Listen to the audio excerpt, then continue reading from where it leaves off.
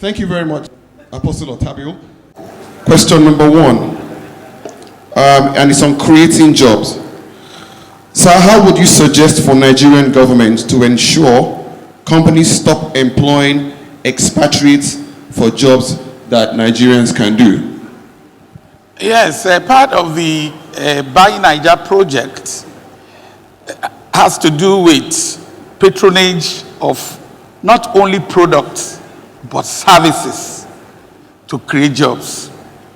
And we have succeeded in making government at different times in the history of this project to push through us and some other structures to make sure that where Nigerians have competence, you don't outsource the jobs to foreigners.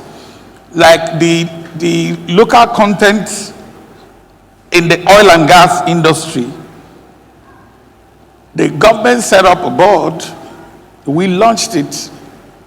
Their headquarters in Yenagoa. I was there personally to represent the government at some level, and it was a success.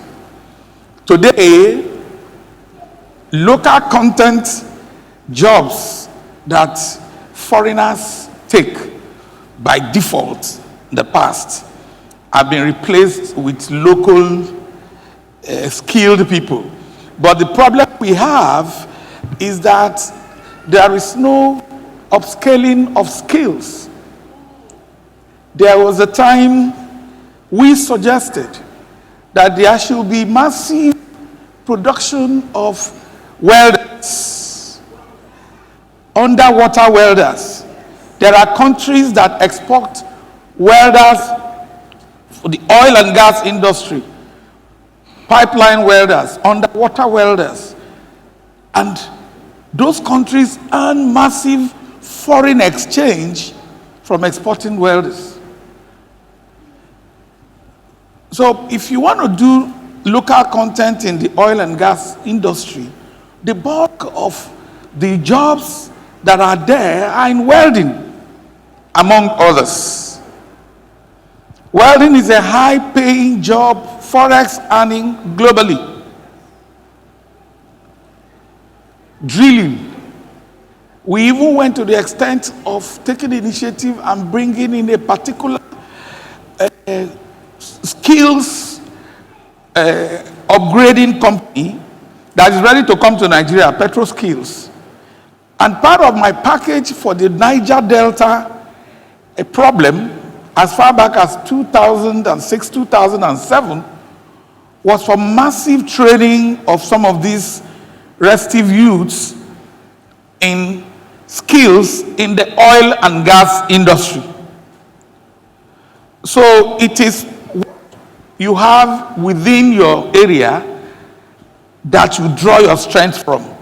And the philosophy was, if these people, their land produces oil and gas, they are maritime heavy, why don't you build their rehabilitation, transformation around that which comes out from their environment? Nobody will blow up a pipeline he was part of the laying and welding. You understand? So that is the next level. We are trying to push government to revisit those packages and also to group them into clusters to service the close to 170 oil and gas facilities scattered around the Niger Delta. So some progress has been made in terms of replacing Nigerians with the jobs that they outsource. And many more could still be done. The issue of skills is very important. I just want to mention one last one quickly in answer to his question. We had a meeting recently, and we are trying to push.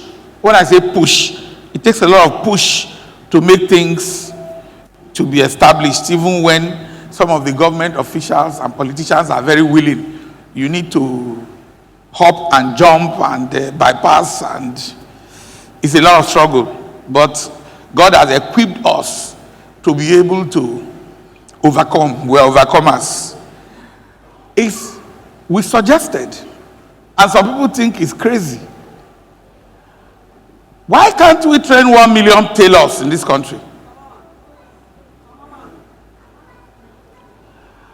1 million tailors is nothing.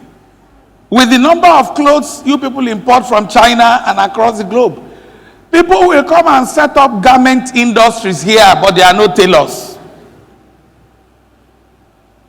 So every cloth you are wearing, most of it are done in Vietnam, Bangladesh, Philippines, where you have millions of tailors. This building alone can have a garment factory that will take only less than 300 tailors or 1,000 tailors. Nothing. If you've heard of some fire incidents that took place in Bangladesh, Vietnam, you hear hundreds of people died. It's a garment factory. People set the things up because there are skilled tailors there. What does it take to mass train tailors? Nothing. We know. But some people have never thought about it. So releasing this to you now is to emancipate yourself from mental restrictions. The possibilities are endless, and that's why I count it all joy to be in this meeting today. And yes. Thank you very much, sir. Yes, and I say, blessed be the Lord God Almighty for the life of your senior elder, the wife, and the entire strong team that I can see and I can feel. This facility, in the name of Jesus, will become a hub. I said it before. Amen. Because we will walk the talk and show a sign to the people that this is doable. Like when God set up the people of Israel, it was economic model that he used first. And there's hardly any Israelite that doesn't have a skill. The easiest way for Nigerians to take the job that foreigners are doing is to learn the skill. I just told you about tailors only. 2 million tailors, no be anything. If we want to replace Vietnam, if we want to replace Bangladesh. On that note, I want to pause a bit. Thank you very much. Just to recap, what I heard from what he said is that in our country, we have people from different areas. In Niger Delta, for example, he talked about welding, he talked about the oil and gas sector in that environment. And so to be able to ensure that there's a lot of skill, knowledge transfer, we need to be able to train people, locals in that area, so that they're able to do welding. And if they understand that job, they can actually, we can export them human capital, and they can bring in foreign exchange for the country. That's one. And then two, he talked about tailoring, mass producing tailors, which makes a lot of sense. So if we're able to bring in, we're able to have like 1 million people trained as tailors. We'll have people who manufacture those garments come invest in the country, and they can start to build clothing to also export. Thank you very much, sir. Abasi Freke. Thank you so much, sir. Still on the topic, we see that expatriates actually come in, right, do the job, and then keep renewing their job. What can the Nigerian government do to ensure that there's a knowledge transfer to the Nigerians so they can fill in the gap of the expatriates? Thank you very much. Like I said earlier, God himself does not operate in a vacuum. And the skills transfer is not only government. After all, government has the International Industrial Training Fund. There are so many structures that have been put in place by government. But I tell my people, say, listen, we have a very huge backbone in this country, the church, the ecclesia of God. When you show the sign, they will run after you. We are the light of the world. The government of the planet, of the earth, is upon our shoulders. That's the gospel of the kingdom. We are pushing the best we can. If you know what we have done as Buy Niger project, encouraging, pushing, shoving, and being dealt with sometimes, which increases our strength, to encourage them to implement some policies. Let me give you a tip in Buy Niger project. I don't know whether you people are aware of Executive Order 003 and Executive Order 005. 003 is for products, 005 is for services, that mandates all federal ministry, department, and agencies that all their purchases of products and services, 40% must be made in Nigeria. Both for consultancy, services, everything must be localized. With all humility, it was approved in 2017 by the federal government. I asked for 30%. Buy Niger asked for 30%. The then acting president was gracious enough to grant us 40%, and it was not gazetted. You understand? So one of the basic achievements of Buy Niger project, apart from pushing and developing this Nigerian Industrial Revolution plan, promoting the Made in Nigeria project and supplying micro, small, and medium enterprise support services to ordinary people, that executive order was a major milestone in 2017. It was signed into law. Later in the month ahead, President Buhari signed Executive Order 005. So we covered products and services. So what I'm trying to say is that government is pushing, but government needs the buy-in of other stakeholders who have people, who have influence. So what we want to do now is to mobilize other stakeholders, NGOs, churches, mosques, and bring forth the power of the kingdom, especially in the ecclesia of God, to make it move. By the time some communities in Christendom have mass of skilled people, other people who want to be trained will migrate to that place. Let me tell you, this thing you initiated here, like play like joke, make I speak street language. Whoever no empower you, he go migrate, he go jackpot go another church, and he go come here. So boy, that place, I was just an ordinary electrician before. Now I'm so skilled, I'm on my own. I could not do anything before. I'm manufacturing shoes now. Now from here I pick sense to begin to make shoes. This shoe is made by my daughter's classmate from Bell University, my first daughter. When they saw the vision of the Buy Niger, my daughter is an entrepreneur. The friend began to produce shoe. So somebody said, Daddy, we want to buy you shoe for your birthday. She came to my office, brought equipment to measure my leg, because legs have different contours. So they built it bespoke. And when I put my leg in the shoe, if I want to go for outing that requires standing and walking, I wear it. And another a brother, he relocated away, like your pastor was saying, he relocated away from Abuja because of high rent, and went to set up his factory in a house he hardly uses except Christmas. He's an Igbo man. To Abreba. His factory is now in Abreba. because he has a mansion there. Then last week he opened a shop in Aba. Why? Aba is the hub of over 50, they export over 1 million shoes from Aba every week. 2019 statistics.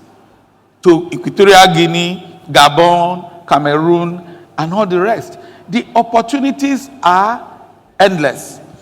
I now want to quickly say that government needs support. Support in encouragement. Ijebu people say encouragement Rome need.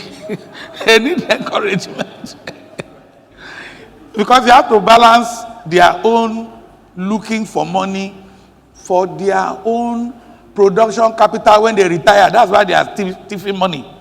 Because many don't know what to do. No, I'm not. I'm an on-air person, so they know. They already know me, say, no mind that apostle, you get bad mouth. But it's in good faith. So I don't hide, I'm always on TV. If you don't use what I call strategic arm twisting technology, for them, they won't bend. Though. So I call it strategic arm twisting technology. When you hit that spot, you say, okay, don't vex. Let me teach your children. Why don't you have a shop? We will train you. But you are calling us thief now. Bros, you know we thief before.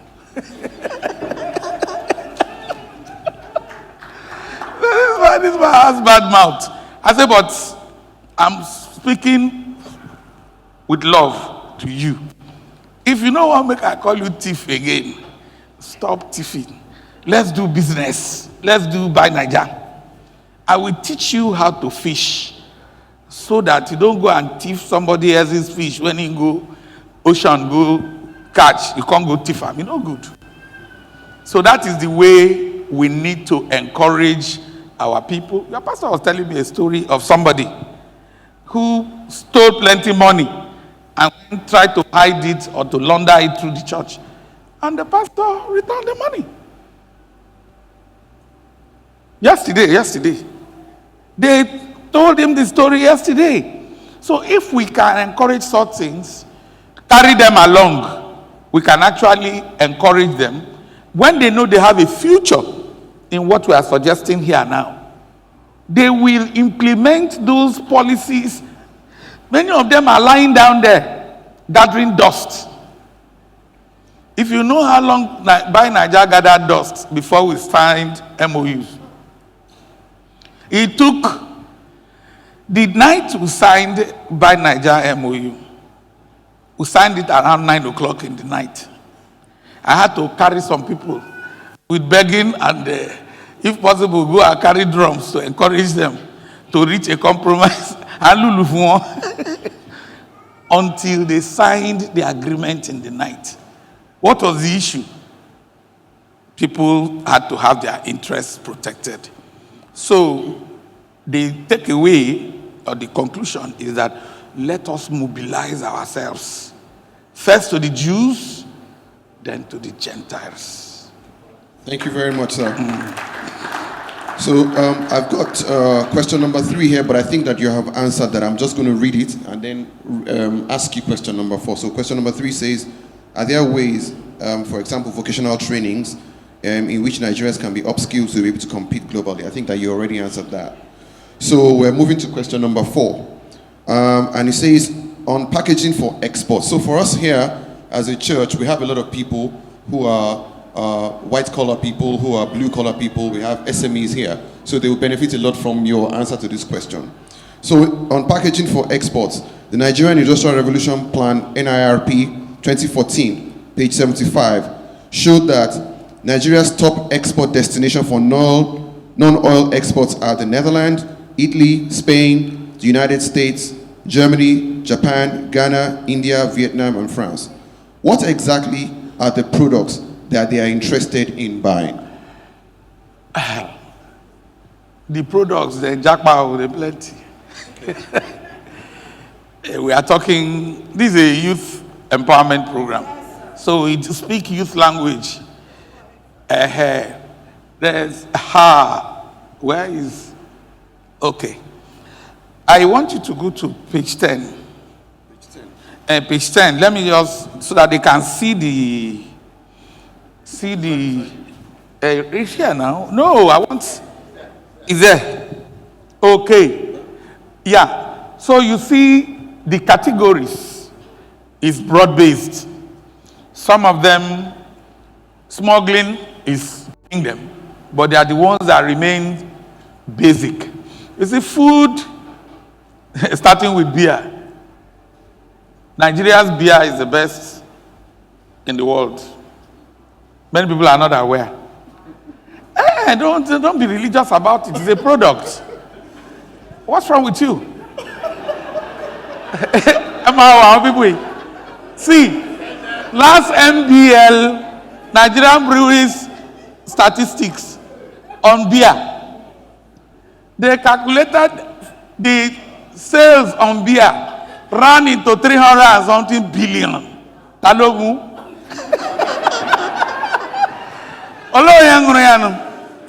Who drink them?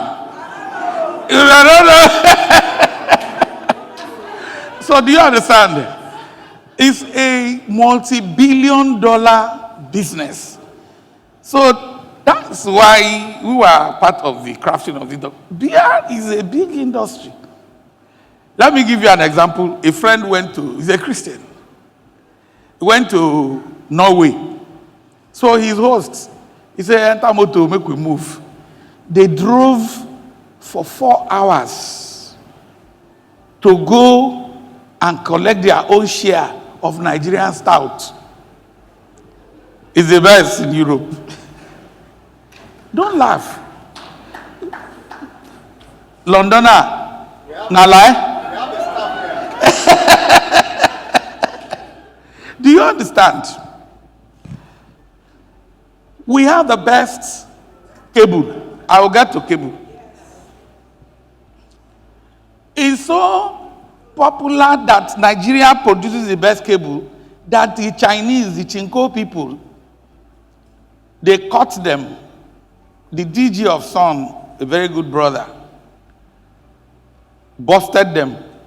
They seized cables worth 5.9 billion made in China, but the Chinese labeled it made in Nigeria and sneakingly brought it in, and they were busted with Buy Naija support. So what we are saying, don't remove the list. 10, please. Slide page Yes. 10. Can we go back? So that we can just run through those products, because I'm answering a question. We started with food and beverages. Flavoring is plenty of money.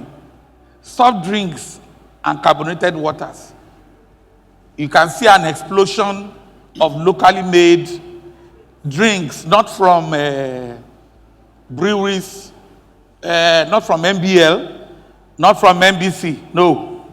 Ordinary people producing. Though many of them, their problem is the issue of production capital, especially for startups. But people who have been trained to produce a lot of food and beverages, dairy products. When you start from Plateau State, go down to Kano, go down to Taraba, people are struggling. They are very good in dairy products. One of the richest states, in fact, every part of Nigeria is rich. If you go to Plateau State, I have people who have perfected more than 30 different types of teas. Health-based teas. But the problem is production capital to scale up their volume to be able to meet demand abroad. And as I'm telling all these things, let me tell you some of the challenges in exporting these things. Okay. There's low capacity to produce the quantities that people order for. I had a situation that I had to manage some time ago. People got some people to be interested in shea butter. which is a basic ingredient for many cosmetics in America, France, in Spain, and all this. I'm just jumping down to say shea butter, because we can't touch everything. Now, they now went ahead to sign agreement because the coordinating person was in the US. But they didn't check the aggregate capacity of the sourcing. And you know, in America, if you sign an agreement to supply some raw materials, primary or secondary, you cannot break their production time. You don't lead them to downtime. They sue the hell out of you. Yes, you'll be in hell. Because the American legal system is like being, if you enter, you don't enter. Eh? These people were not able to meet the specification, so quality assured, but you have to collect this shea butter from cooperatives in Kwara, in Oyo State, in Kebbi, and to make the quality to be uniform, to meet some quantity is difficult. We have practicalized it. So the issue was now that these people are not able to meet the quantity that they promised of the quality and the spec that these people need for their shaving cream, their body lotion. Virtually every high-end cosmetic that women use, beauty care, you will see aloe vera inside. You will see shea butter inside. So shea butter is in very high demand. Then you now see these French people and a lot of these white people, they come here, organize the women into cooperatives. I'm talking to some NGO people here. You can expand your coast. Gather the women, empower them for processing, and ensure the interface of getting quality quantities. Quality quantities. So the Oyibos from France especially now form the cartel around the west coast, the belt. Make them more organized. While some of our NGOs, either they don't have enough money or they don't even have knowledge. No, it's true. Ignorance, according to my mother, is a disease. That's what she always says. Ignorance is a disease. Poverty is a disease. You don't know, you don't know. And in Igbo land, they say, okay, what do you know? He pass you.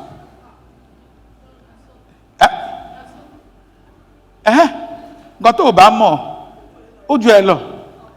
What be mother? I got boy a day for the Igbo people here. I go call him brother. Now, that's shea butter. That's a gold mine. Vegetable oil doesn't take anything. People can buy up coconut and produce coconut oil, not at this low level. Heavy one. I have people who have coconut plantation. Akwa Ibom has a coconut plantation.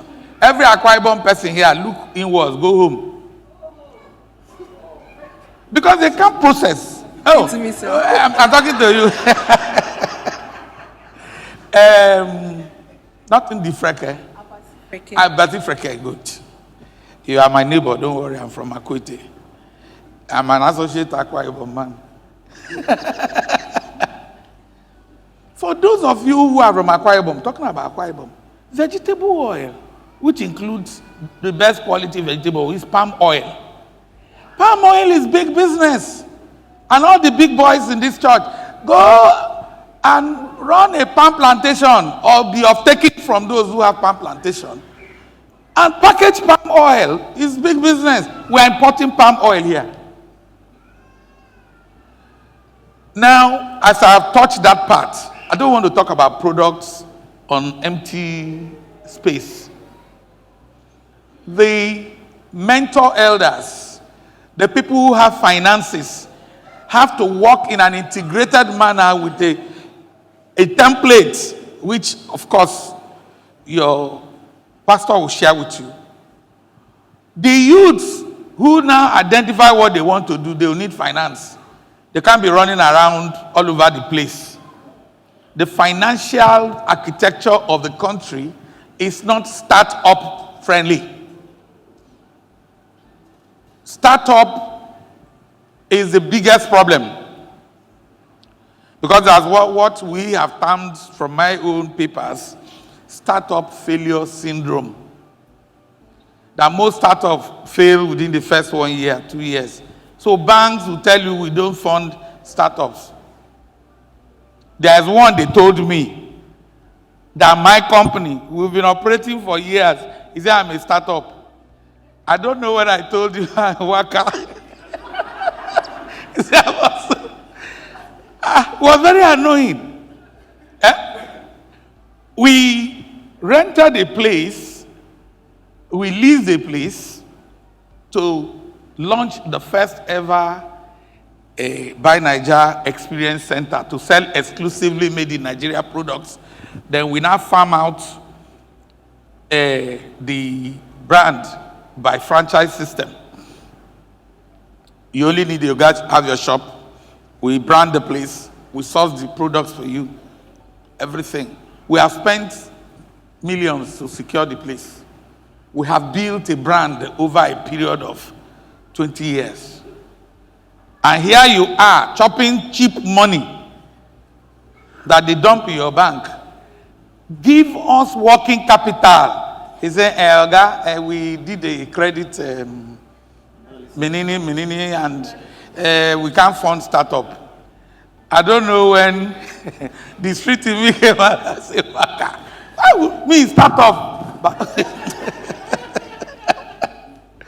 That was when I now know that truly, on a serious note, the ecclesia of God have to come up with a creative, cooperative-based funding package, which we have. We have the template. You don't give money to the startups. It's equipment, skills, working capital.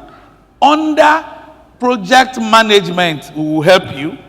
Then you have an army of people in different communities who I called mentor elders. Retired but not tired. And inside those mentor elders, you have council of professionals. Every church community, you have electrical engineers, you have mechanical engineers, you have architects, you have soil scientists, you have agro people that you can form into a group. You have assistant or deputy retired directors, Ministry of Agric. Some of them have been trained for years. They left science and technology, well trained. People have retired from Cadbury. People have retired from Shell. They retired from NPC. They are engineers. They are playing draft in the village, or they are carrying file up and down looking for contracts. But this is idle capacity which we can help drill, warehouse, train to be of impact to the youths who are startups. And some of these people have money hidden under their bed. You know yourself, you're here, you're not here. But I want to tell you that there is no hiding place again. Like Barolong.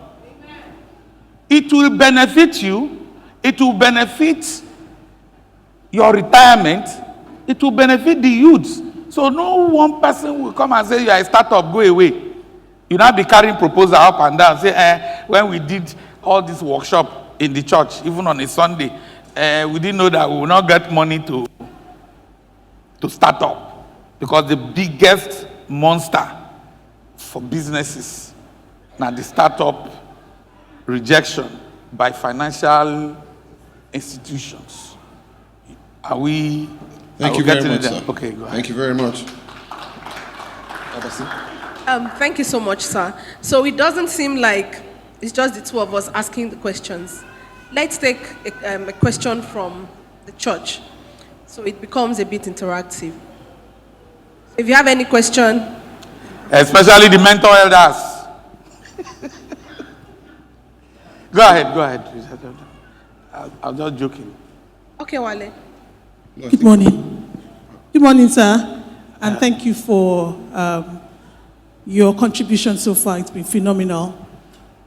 I'm a human resource professional, so I've taken it from. So you mentioned two things about the Buy Niger project, which is services and goods. So I'm looking at it from the services angle now. And the challenge we have is the rate at which we import expats and talents into Nigeria, knowing very well that the talents that we require are also available here. So we also pay them in foreign exchange, or we have to do their salary bifurcation, a portion in Forex, a portion in Naira. We get them accommodation. We also have to pay their children's educational allowance. We put them at the prime areas in Lagos and in Abuja. And it's causing a dichotomy within the talent space. Now, the challenge I see from my space is that a lot still has to be done with, we know the immigration service give companies the expat quota. And that is where the loophole is. So you are bringing in project managers, we're bringing in all that. What do we now begin to do? How do we manage that space so that the number or quantum of talents that we're churning out in Nigeria, we're able to give room for them to be viably employed? That's the challenge we're experiencing. You've done so well in terms of the products, but what can we do when it comes to the services angle? Thank you. Okay. If I may recall, at the beginning of this segment, one of the things we attacked is the issue of skills in terms of human resources.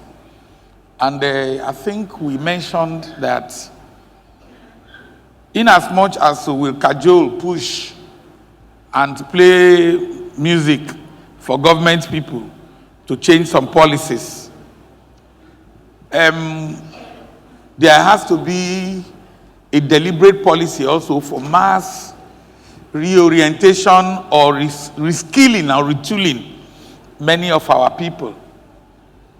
One, government will be encouraged to change policies or to implement existing policies.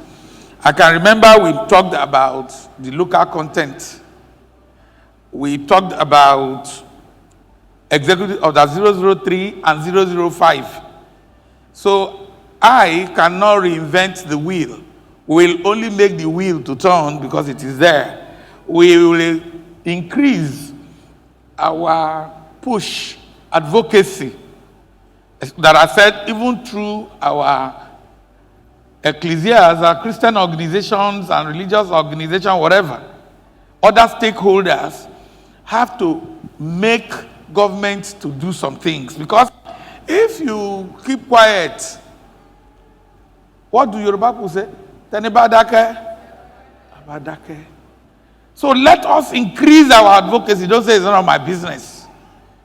So once we begin to know these realities, talk is cheap, so we have to do something. So we cannot leave it to your pastor, leave it to the politician, leave it to the civil servant. That's one thing I've discovered. People have to take initiatives for nation building. They need to. It's a thankless job, but somebody got to do the job. If it's becoming too hard, we put more men on the job.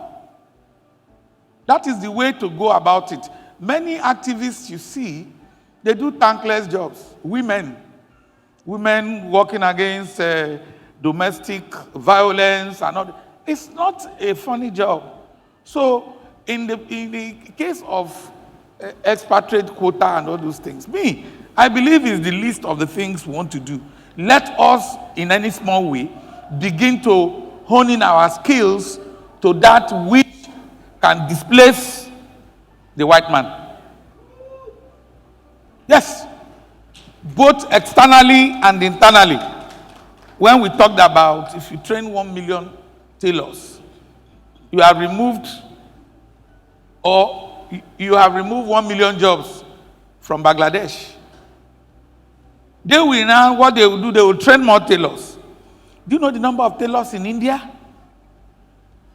We have an Indian a consultancy firm that does value chain management. That's their work. They are our partners. Those people will give you what is requisite for different value chains, from bamboo to garment that is made of steel, metals. That is the thing. So these are things Buy Naija can deliver.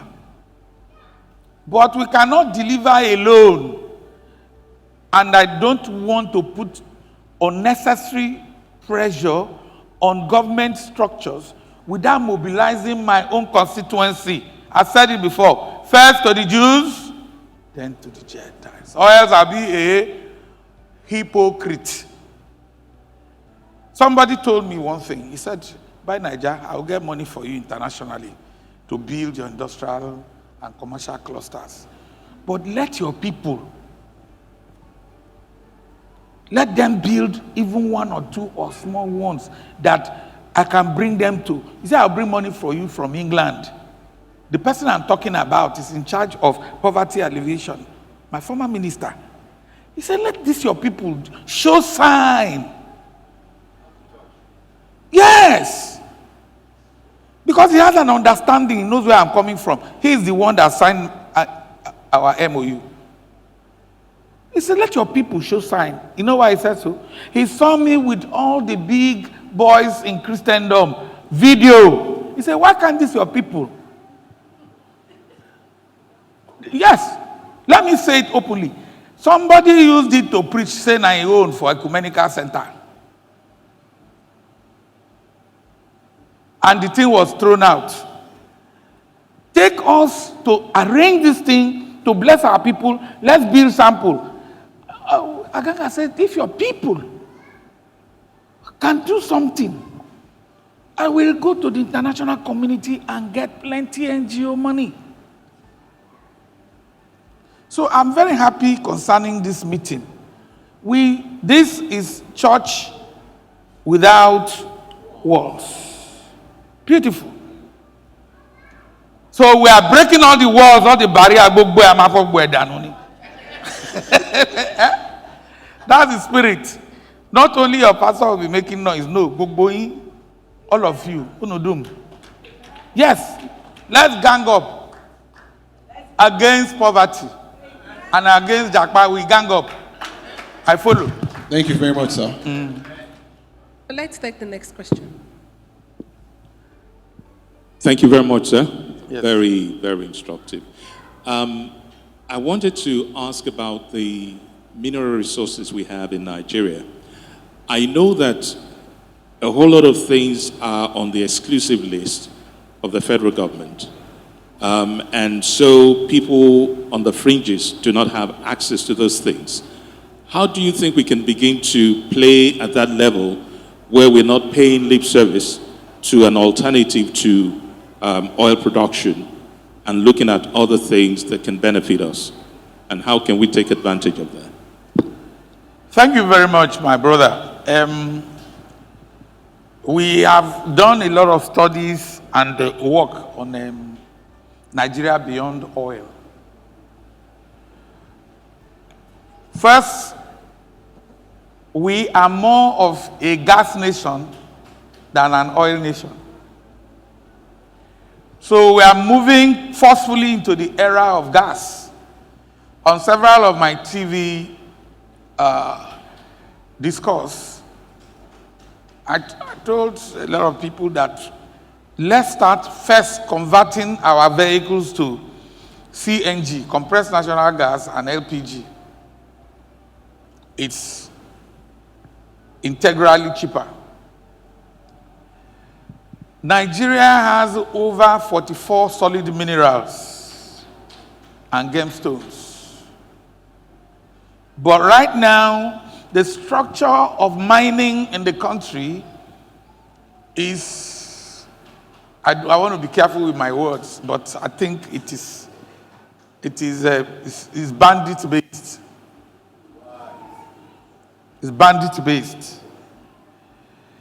Artisanal mining, it endangers the health of the people they use, and it impoverishes them also. If you go to Zamfara State, Kebbi State, people, you can pick gold on the street, but all of them are flown out by their elites. It's not brought into the revenue net of not even the state government.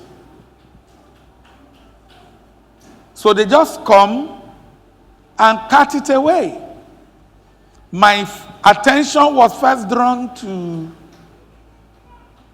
Kebbi and Zamfara in 2012-13. More than 4 trillion naira in revenue in gold was taken out of this country without anything. There is a man who came in from Borno. They just gave him one mountain for him to mine. And they still gave him the bulldozers and the excavators he used. That man paid to Lagos State from where the gold left. He paid close to 300 million naira tax to them. So you can imagine in such an informal arrangement how much of gold. The man is sitting pretty. And this goes for lithium. It goes for manganese. It's there. But what we are pushing now, and I think this government is trying to organize artisanal mining, telling them to join cooperatives and all the rest. My concern is that what we are speaking about today should be taken dangerously serious. You know why? How many churches are mining? How many are involved in the mining industry? You never do share butter finish. Can't we begin to articulate and form structures right in here like it's a burden on you? Oh, do you expect one local government chairman or one governor to come and carry you? We are going to mine here. Hey, we need to organize ourselves as a people, not the personal business of the pastor or this ministry. A nation must have an economy. So what we are doing here is to reset your mind so that we will have a viable economy of different sectors and subsectors in a community. And there was no needy person in their midst. All of them had access to share capital. Those who have, give share capital to those who don't have. You will never find a Jew somewhere that is poor. You know why? They finance their own businesses. They buy from one another. It takes 15 times for money to circulate in a Jewish community before it goes out. You know why? The Jewish man in Yaba will cross and go to Sulere to his fellow Jewish man to buy bread. So the money remains. Before it goes out, that means there is no Jew selling the thing that he went to buy from outside. Let me, with all due respect, ask this our August and holy gathering. How many people do you know the business they are doing? I'm talking to your SMEs now. I don't want to embarrass anybody. But do you know the people who have bakeries here? Do you know who does shoes? I'm not finding anybody guilty. I'm just sowing a seed so that you begin to think in your heart. And it's not only you can form different hubs and network. When Sister Bimpe is running a fish farm or it dries fish, everybody within the network buys fish from Sister Bimpe and Sister Ada. Because what's their business? Fish. I ministered in a church on this same issue in Abuja. There's a sister who has a fish farm. A sister has a garment factory. Not up to 4 people know that she does those things. But me, no. I told the assistant directors and deputy directors that are retired to stand up. I had more than 10. Every question I asked them, they agreed. They have idle capacity. They even have money to invest in their retirement. But nobody has ever asked them for anything. They just come for church service and go. So the first place to start is internal patronage. Everybody say local patronage. Local patronage. If you don't buy furniture from Brother Dele or Brother Tokes, how you go take sell now? Then, let me sound this note very quickly. This was not captured here. One of the challenges of patronage. That one, I developed that one after the document has been published. Issue of high cost of distribution and adverts. The micro and small enterprise person cannot advertise like Dangote. He can't advertise. Well, he has not had money to do packaging. No, we are still on packaging. Then you are now asking him to come and do advert. How? He doesn't even have money for data. So it's a challenge. So, but if we form a community obediently where every joint supplies, we'll be able to have shared facility, shared media, shared facilities, not only physical. Thank God you people have this physical, so no excuse. You have the spiritual infrastructure. Is there here? Eh? I mean, no day? Okay. You have human resources. You know there? Grace of God. Nyafu, nyafu. You know there? Laying of hands, you don't tire pastor. You don't prophesy something. There is no home trouble worrying you. Grace of God is abundant. Everything is there. But you people have to arise. Say, I will arise. Collectively, let's arise. Wait till me this. It is called self-witchcraft.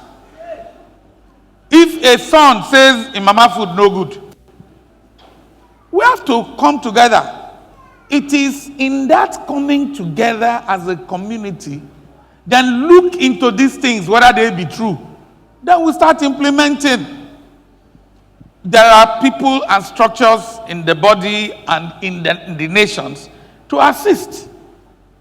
But it is you that will say, like they asked blind Bartimaeus, what do you want? If you say government, if you don't ask, you will not receive.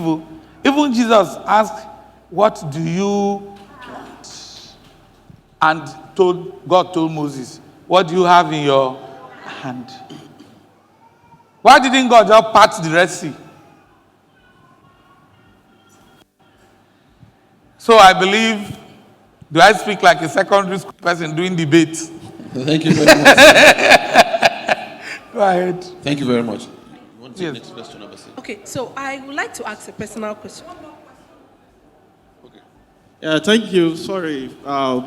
I really appreciate your opening our eyes to all these businesses. But before we go into any business, we need understanding of the business. So please, what are the channels? How do you trust people with Nigerian products? Because Nigerian people, they can scam you, they can lie. How do you manage that? So, you know, somebody might have maybe a last hope, maybe want to invest this particular money to this business, and they will just scam the person. And that's all. That's actually what actually discourages people from going into business with Nigerian people. Thank you. Just to add to that, sir, I see that because most of the questions that we have here, you've touched on them, but there's also one more about because of these Nigerian products, right? How do we, people, apart from doing business and wanting to scam people, the integrity part of it, right? Made in Nigeria, people just have this bias about the quality of it. How can we change that mindset? Well, I've been in the business of changing negative mindset towards made in Nigeria for as long as I can remember. One of the biggest jobs is to change the mindset, and which we have done a lot. Today, as we speak, I've been riding an innocent vehicle for over 10 years, uninterrupted. They know me in Abuja. We walk the talk. I have not worn a foreign shoe for close to 12 years. All my shoes are made in Nigeria. This is made in Nigeria. This is made in Nigeria. I tell people who criticize me, I say, the day that your father opened wristwatch factory, I'll be the first to buy. That your uncle who stole money, let him.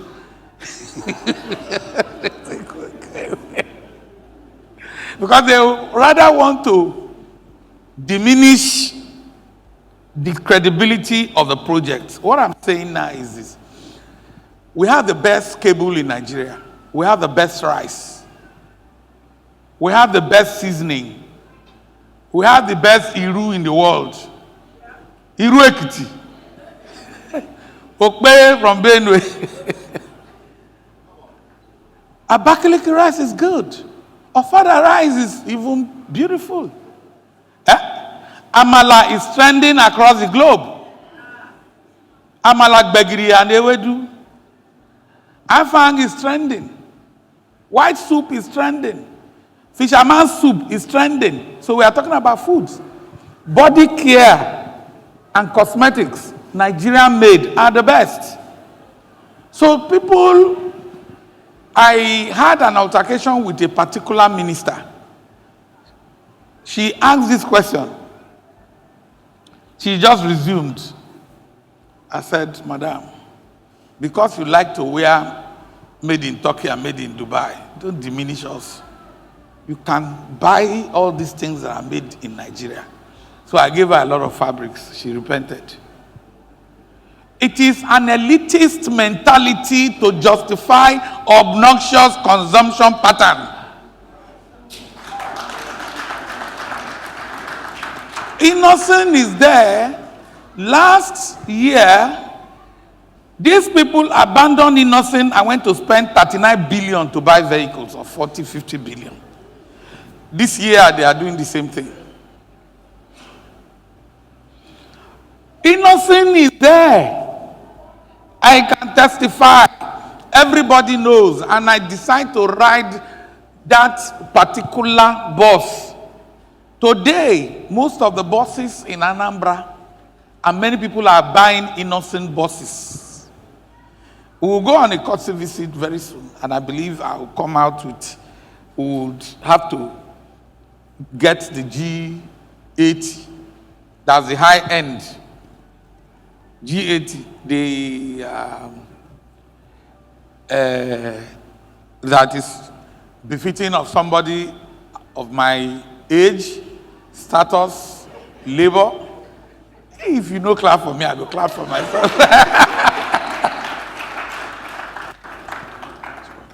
I'll round up. So, trust in terms of scamming, trust deficit. That's why I've been preaching and teaching from the perspective of community. If the elders in this church, the mentor elders, the covenant brothers, because all these things we are talking in the ecclesia here has to do with covenant. There is no way you are a mentor elder putting money into something that you are also supervising, except you want to scam yourself. We are not telling you to go and give money to an outsider to do business. Let us start from the house.